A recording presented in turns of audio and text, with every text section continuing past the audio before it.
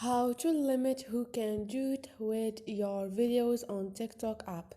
Hi guys, in this video I will show you how to limit who can do it with your videos on TikTok app, easy and quick.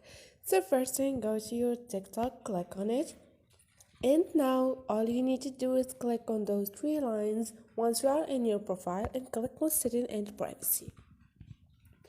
Now scroll down and you're gonna find one option which is privacy. Once you find it, scroll down again, and here you're gonna find Duet. Click on it. Who can do it with your videos on TikTok app? So everyone, followers that you follow back, or only you. Choose wherever you want. Once you are done, just click on wherever you want, and this is it. This is how you choose who can do it with your videos on TikTok app, easy and quick. Don't forget to subscribe and like.